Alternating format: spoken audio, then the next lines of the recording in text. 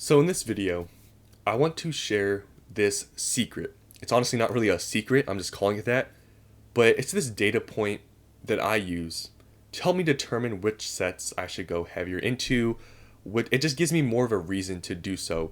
You shouldn't just only use this metric or data point to decide which sets, if you're going to go heavier into one. You shouldn't only use this data point, but you should use it in conjunction with other stuff. But it is a very important one that I wanted to talk about here today. So, I am one of those people that doesn't just buy every single set. I think if you watch my channel long enough, you guys know this. I don't buy every single set. I am one of those pick and choosers, and I know in this whole space that seem to be risky or whatever.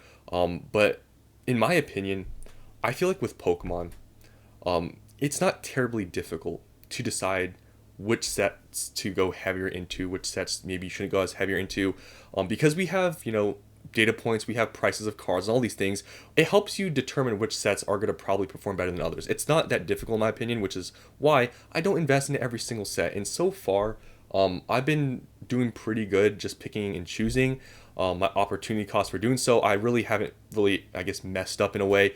So I feel like, this whole thing with pick and choosing sets, and that's kind of a risky strategy. I don't really believe it, obviously, if you're doing it right, which obviously I don't know if you guys are doing it right or whatever, but so far with me, I've been okay with it.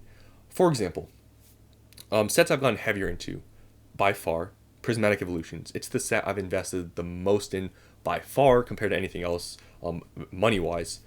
Surging Sparks, invested a lot into. Lost Origin, I've invested a lot into. So those are just some examples of sets I've really invested heavily, way more than some other sets. Some other sets I may only have a few cases of booster boxes or something. It's not really much, but I do sort of, I guess, do this riskier strategy of kind of investing heavier into, I guess, some sets rather than, just diversify between all sets. So this data point that I use to help me determine, which sets I should invest heavier into is pull rates. Now, it's not only pull rates here, it's in conjunction with the cards inside the set, obviously, right? Because it could be hard pull rates for like a Ogre Pond, no one's going to care, right? It's hard pull rates in conjunction with popular Pokemon and good artwork. That is a really big data point that I use to determine, okay, this set is probably worth putting a lot of money into because it has popular Pokemon and hard pull rates. And one thing I want to clear up is this confusion that people have with hard pull rates. If you hear, I guess just from the collecting side of the community, in hard pull rates, they'll say this set sucks, right? They'll say Prismatic Evolution sucks, the pull rates are hard, it's terrible. They'll say, Surging Spark sucks, pull rates are terrible. They'll say, some of these Sword and Shield sets suck because the pull rates are terrible. But, from the investing mindset and the standpoint, that's totally wrong, okay? From a perspective of someone trying to enjoy by opening stuff and pulling stuff, 100%, I would agree with them. But from an investing standpoint, it's the total opposite. You want hard pull rates. You want a set that has hard pull rates with good popular Pokemon and good artwork. That's a recipe for a super successful investment. It's really that simple. And I see a lot of people saying, Prismatic Evolutions, no one's going to really care for it. I don't even care to open it because it's too hard to pull stuff. But there's been a lot of evidence in the past that this metric, of hard pull rates, very good artwork, popular Pokemon, the investment is by far way better than the other side of a set that has maybe very easy pull rates. It could have still good Pokemon, but your gains on that set that has hard pull rates for a good Pokemon and good artwork is going to be much better. Because what drives prices up? Scarcity.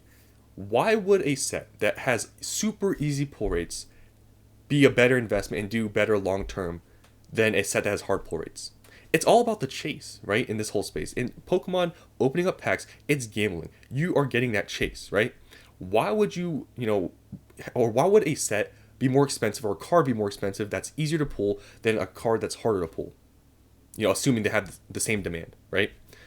So that's this data point. It's a very simple one that I use to decide which ones that which sets I want to go heavier into.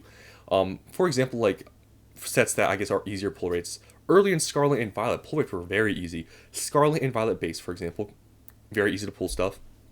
Obsidian Flames, very easy to pull stuff. I think Paldea Evolved isn't too bad, but look at those cards in there. Is there $500 cards? in that set? Why not? Because the pull rates are pretty easy. Why, for example, like I'm going to show you here, for example, Surging Sparks, Prismatic Evolutions. Why are the cards super expensive?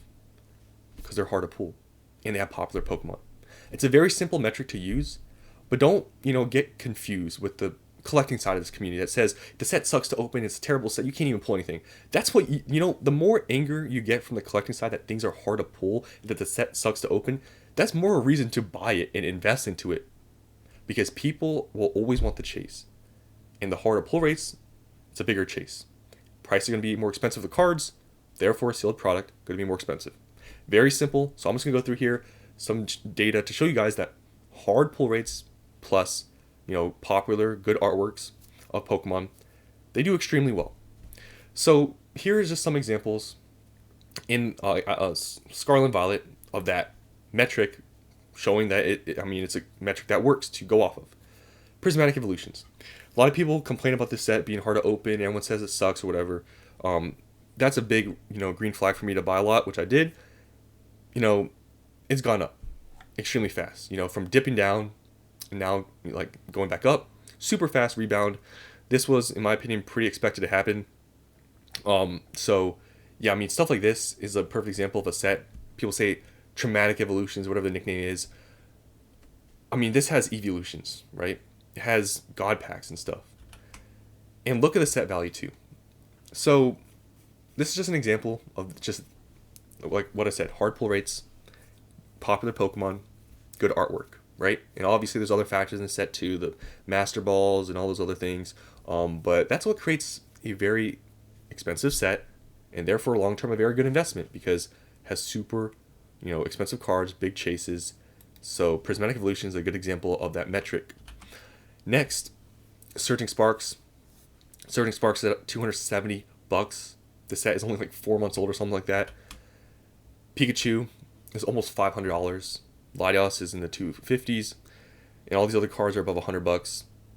Set value for a main set, this is up there. I don't know if this is the most expensive one now because I know some cards have gone up in other sets. Not exactly sure, but this is definitely up there for main sets in Scarlet and Violet in terms of set value. So again, popular Pokemon, right? Good artwork, hard pull rates. And some evidence of this metric, I guess being used and I guess been proven that, it hints towards a good investment, hard pull rates and stuff. Evolving Skies. I've opened Evolving Skies before. I've opened booster boxes of the set. I didn't pull like a single Ultinar. It sucks. But that has caused prices to go to where it's at now, at $1,300 for a modern booster box. And, you look at the price of the cards, same thing. Hard pull rates, good artworks, popular Pokemon. Look at the prices. The set value is $6,000. And yeah, it sucks to open. I don't think anyone has fun opening up Evolving Skies. People name it Evolving Cries for a reason, right? Same thing as like Prismatic, for example. Nice artworks, right? Popular Pokemon. And you have a recipe of a very good investment. Evolving Skies.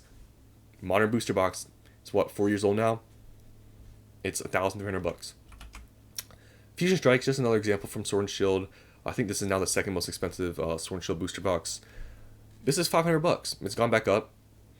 And you can see here, set value is $1,700, but mainly the reason why it's very expensive is because of the Gengar. It's a $700 card.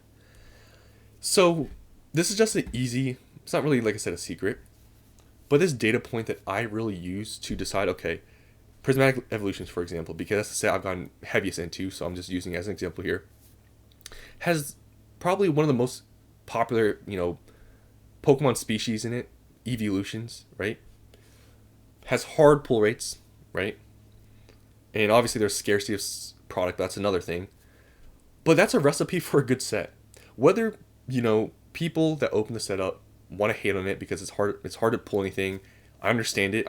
I recently opened just a couple posters, pulled like a couple Pokeball reverses and think some, I don't even know what I pulled, just a normal EX or something. Yeah, it's rough.